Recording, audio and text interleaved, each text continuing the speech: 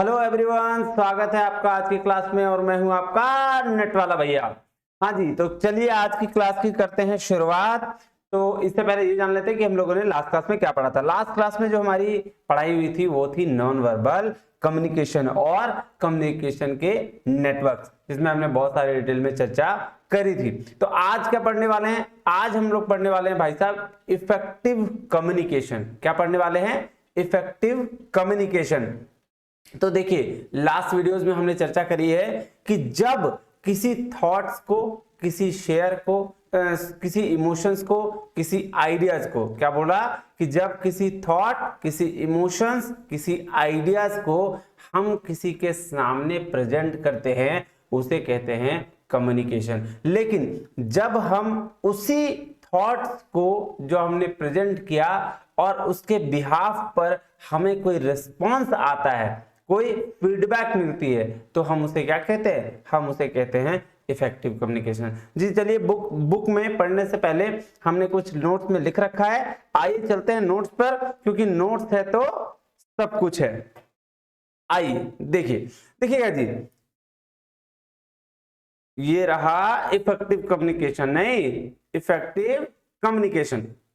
देखिए जी मैंने क्या लिखा है, कहता है हमको पता है, हमको, एक मिनट रुकिएगा इसको थोड़ा चेंज कर। हाँ देखिए, कहता है हमको पता है कि जब हम अपने थॉट्स, आइडियाज और इमोशंस को किसी दूसरे के सामने शेयर करते हैं तो उसे क्या कहते हैं? उसे कहते हैं कम्युनिकेशन, है ना? हाँ जी सर, बिल्कुल सही बोल रहे हो। लेकिन जब हमारे इस शेयर्ड थॉट पर, क्या है, हमारे इस शेयर्ड थॉट पर जब कोई सामने वाला हमको रिस्पॉन्स देता है या कोई फीडबैक देता है, उसे हम क्या कहते हैं? उसे हम कहते हैं इफेक्टिव कम्युनिकेशन। हाँ जी बिल्कुल सही बोल रहे हो भैया। अब क्या आगे देखें, अब आइए आगे देखते हैं कैरेक्टरिस्टिक ऑफ कम्युनिकेशन। देखिए क्या कहता है कैरेक्टरिस्टिक्स ऑफ कम्युनिकेशन में, कहता है कि सिर्फ मैसेज को डिलीवर करना ही सेंडर का काम नहीं है। बिल्कुल सही बात। क्या हम सिर्फ आपको मैसेज डिलीवर कर दें आप समझ जाएंगे? नहीं,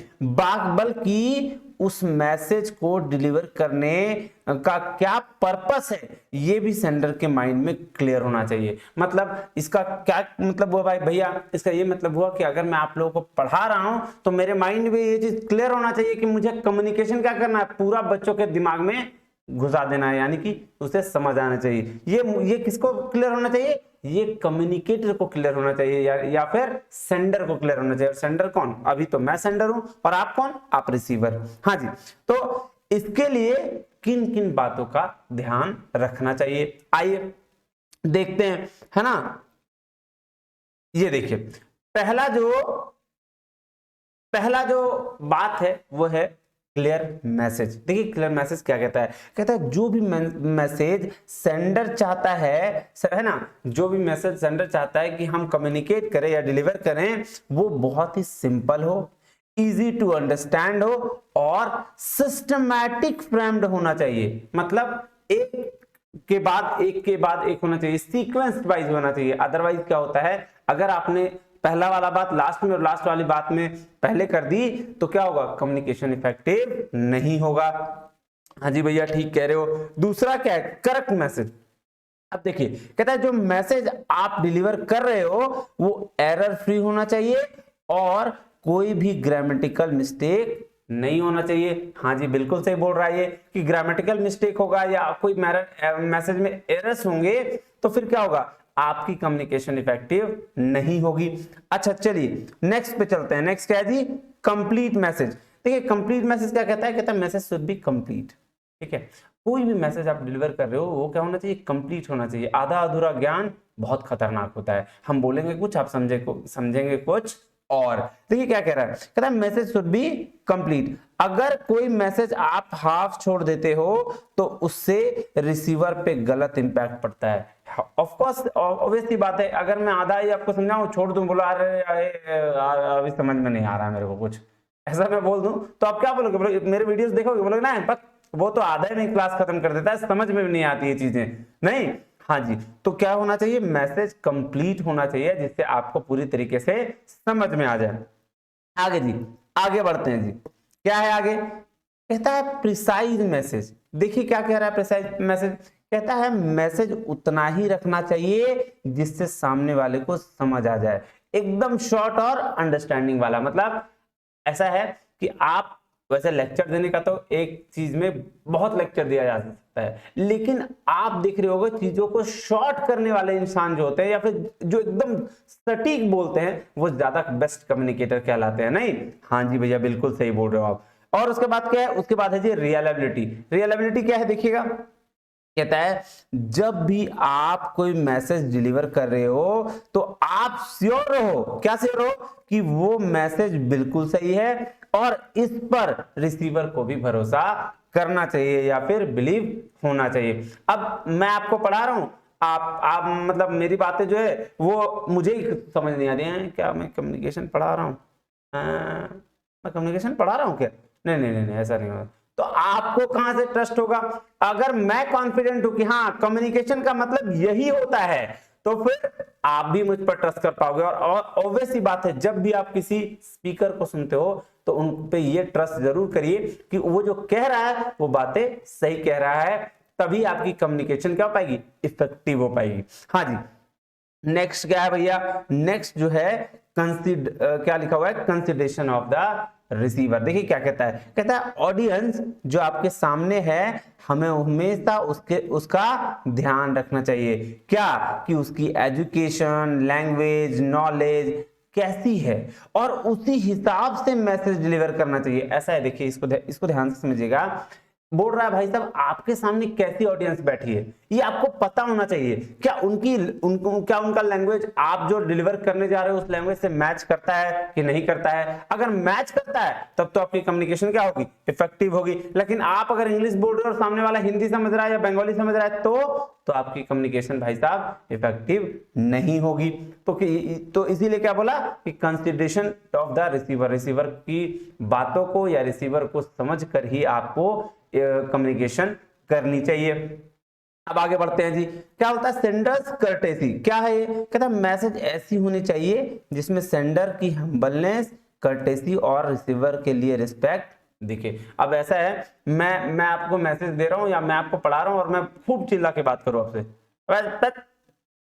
आप एकदम रिस्पेक्ट नहीं दे रहा आपकी, आप मेरा वीडियोस देखोगे? नहीं सर, बिल्कुल वीडियोस नहीं देखेंगे, क्योंकि जहां रिस्पेक्ट मिलती है वहां लोग ज्यादा जाते हैं। जहां हमारी हम्बलनेस होती है उनकी लोग रिस्पेक्ट ज्यादा करते हैं। तो जब भी आप बीइंग अ सेंडर किसी को मैसेज दे रहे हो तो आप इन बातों का ध्यान रखिएगा जी। बिल्कुल, आगे आइए बढ़ते हैं। देखिए कुछ बात, ये तो बातें हो गई इसके कैरेक्टरिस्टिक्स, ये हमें ध्यान रखनी चाहिए। और कम्युनिकेशन को लेकर दो तरीके की बातें और कही गई है, दो तरीके का रास्ता बताया गया है। एक को 7 C's ऑफ कम्युनिकेशन कहा जाता है और एक को 4 S ऑफ कम्युनिकेशन कहा जाता है।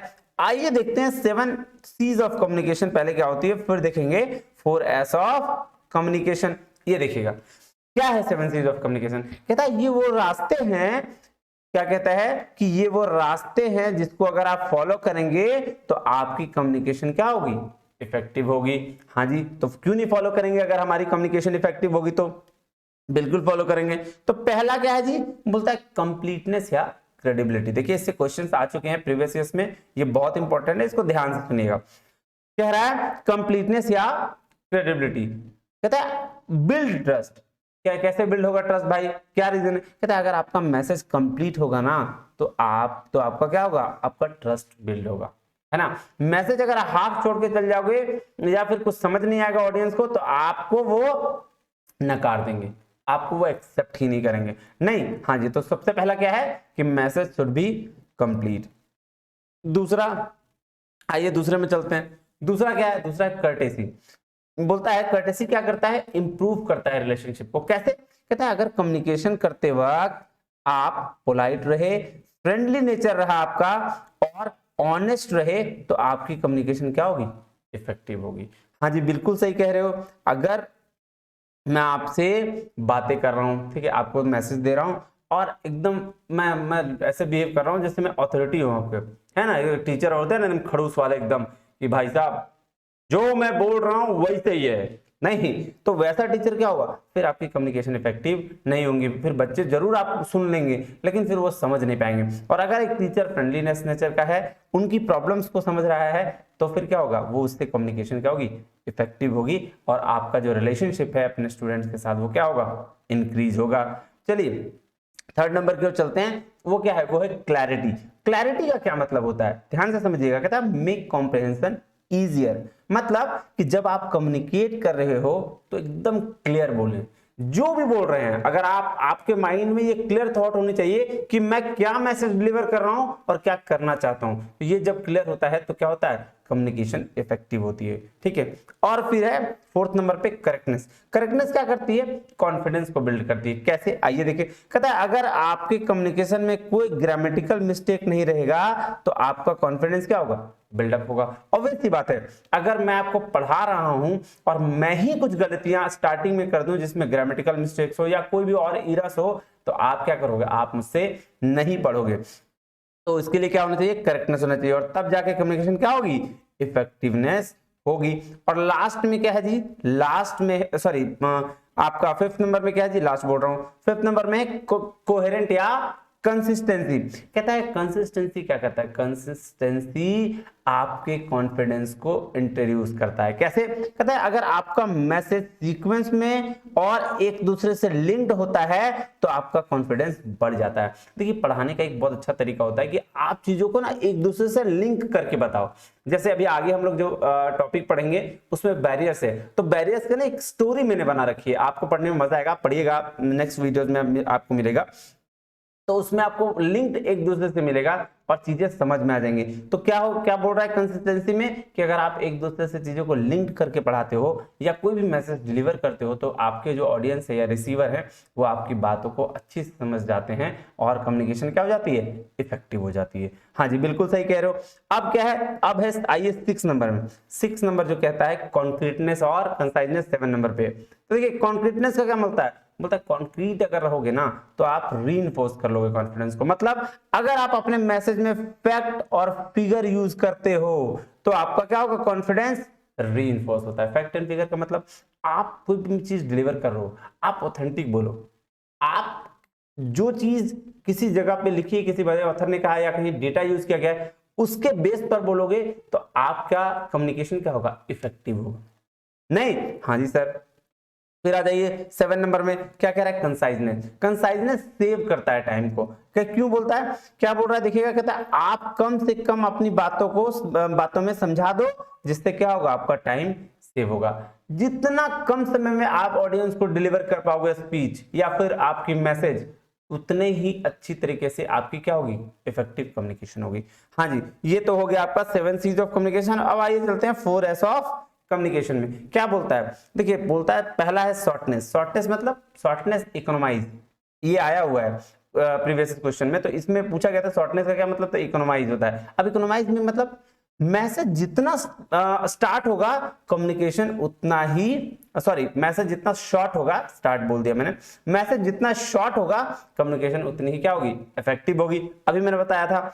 दूसरी सिंप्लिसिटी क्या करती है, इंप्रेस। जितना आप सिंपल रहोगे, जितना यूनिक रहोगे, जितनी आप सिंप्लिसिटी दिखाओगे कम्युनिकेशन में, इजी लैंग्वेज रखोगे, उतने ही ऑडियंस क्या होगी, आपकी इंप्रेस होगी। तीसरा क्या है जी, स्ट्रेंथ। स्ट्रेंथ क्या होता है, स्ट्रेंथ कन्विंस करता है। किस लिए, बोलता है आप कॉन्फिडेंट हो तो ऑडियंस भी को भी कन्विंस कर लोगे। मतलब सपोज करो आप अपने मैसेज को लेकर ना एकदम कॉन्फिडेंट हो, क्लियर हो, तो आप अपने मैसेज से ऑडियंस को भी क्या करोगे, कन्विंस करा लोगे। लेकिन अगर आप ही अपने मैसेज से, आप ही अपने क्या बोलते हैं ऑब्जेक्टिव से क्लियर ना हो तो सामने वाले को कैसे कन्विंस करोगे, तो ये फिर क्या होगी, कम्युनिकेशन इफेक्टिव नहीं होगी, है ना। और सिंसियरिटी क्या करता है, सिंसियरिटी मतलब होता है अपील। मतलब message should convey everyone, message जो होना चाहिए सबके लिए होना चाहिए। ऐसा नहीं कि किसी एक पर्टिकुलर लोग के लिए होना चाहिए, पर्टिकुलर इंसान के लिए होना चाहिए, है ना। तो लीजिए जी, ये था आपका 7 C's और 4 S ऑफ कम्युनिकेशन। आइए अब चलते हैं बुक में, थोड़ा सा बुक से भी सीखते हैं।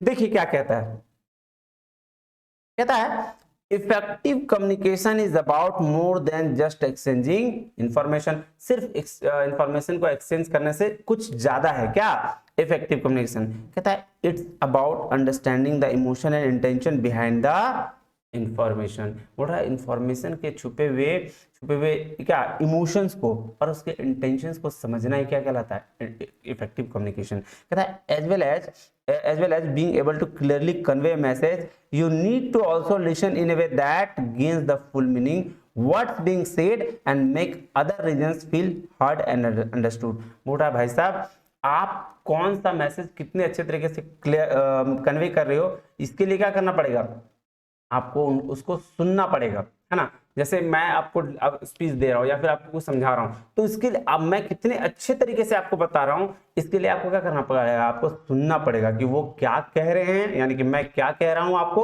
और अदर पर्सन क्या समझ रहा है ना।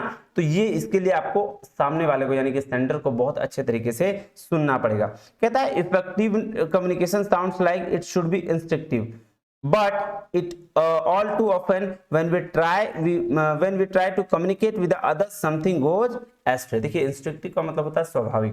बोलता है भाई साहब आपको ऐसा लगता है कि इफेक्टिव कम्युनिकेशन बहुत सही है, मतलब एकदम स्वाभाविक है, अपने आप हो जाता है, ठीक है, लेकिन जब कम्युनिकेट करने की कोशिश करते हैं तो वो हो नहीं पाता है। क्यों? क्योंकि उसमें कुछ प्रॉब्लम्स होती है। कहता है when we say one thing the another person hears something else and the misunderstanding frustration and conflict issue।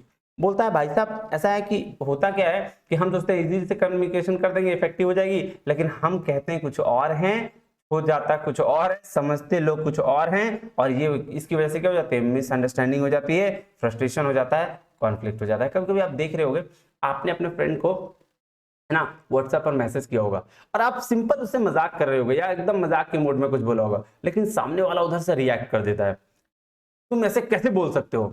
नहीं, क्यों ऐसा क्यों होता है, क्योंकि हमारी और उसकी थॉट्स जो है वो मैच नहीं करती है, तो इसकी वजह से क्या हो जाता है, इसकी वजह से कॉन्फ्लिक्ट अराइज हो जाता है।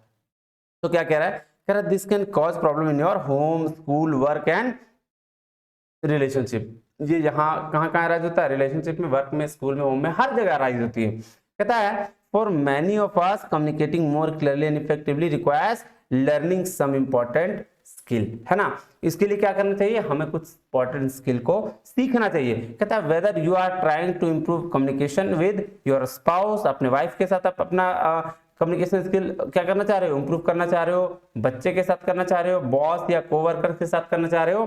कहता है learning these skills can deepen your connection to the others, build greater trust, respect and improve team work, problem solving and overall social and emotional health. बोल रहा भाई साहब अगर आप थोड़ा सा कम्युनिकेशन सीखने के लिए कोशिश भी करते हो तो आपकी इतने सारे कॉन्फिडेंस जो है, इतने सारे रिलेशन जो है, आपका ट्रस्ट जो है, आपका रिस्पेक्ट जो है, वो क्या होगा, वो इंप्रूव हो जाएगा, बढ़ हो जाएगा, और आपकी सोशल और इमोशनल हेल्थ भी अच्छी हो जाएगी।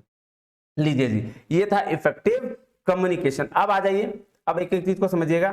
देखिए मैंने ऑलरेडी आपको ये सारी बातें बता रखी है अभी नोट्स में, लेकिन फिर भी आप समझिएगा, मैं थोड़ा सा इसको और एक्सप्लोर कर रहा हूं। कहता है just delivering a message not enough, message को डिलीवर करना एनफ नहीं होता है, it must meet the purpose of the sender, keeping in this mind let's discuss the element which make communication effective. अब देखिए ये क्या है, ये वो सारे एलिमेंट है जिससे कम्युनिकेशन क्या होता है, इफेक्टिव बन जाता है। आइए पढ़ते हैं थोड़ा थोड़ा, है ना, कि क्या लिखा है बुक में। पहला था क्लियर मैसेज, है ना, ये बातें बताया कि मैसेज क्या होना चाहिए, क्लियर हो जाना चाहिए, जिस एकदम क्लियर कैसे, एकदम सिंपल, एकदम अंडरस्टैंडेबल हो, तब जाके क्या होता है, आपकी ऑडियंस आपको समझ पाती है। दूसरा क्या है, करेक्ट मैसेज, है ना, मैसेज करेक्ट होना चाहिए, कंप्लीट होना चाहिए, प्रिसाइज होना चाहिए, रिलायबल होना चाहिए, कंसिडरेशन ऑफ द रिसिपेंट होना चाहिए, और सेंडर्स कर्टेसी भी होनी चाहिए। आप एक बार इसको देखिएगा, आप अपने फोन से जब आप देख रहे होंगे तो आप एक बार स्क्रीनशॉट लीजिएगा, इसको पढ़िएगा, आपको सारी चीजें वही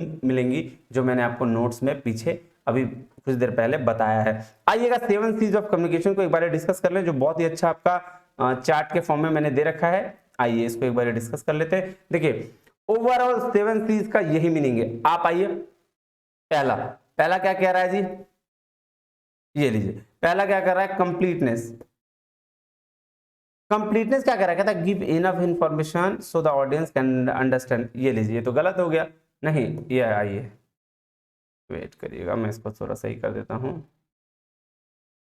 ये लीजिए क्या कह रहा है, कह रहा है कि give enough information so that audience can understand.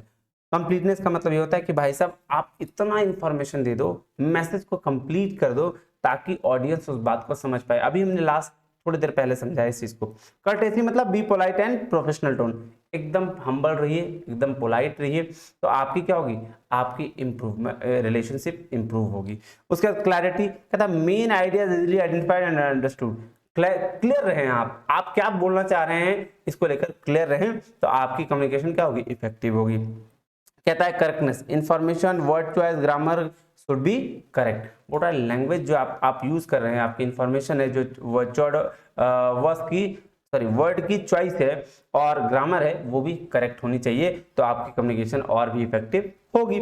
Coherent and consistency, information present in a logical sequence. अब देखिए, अब मैंने अभी थोड़ी देर पहले बताया था कि हर चीज लिंक्ड में होना चाहिए एक दूसरे से, है ना। अगर वो लिंक्ड में रहेगी तो आपको बहुत अच्छे तरीके से चीजें समझ में आ जाएगी और कम्युनिकेशन इफेक्टिव होगा।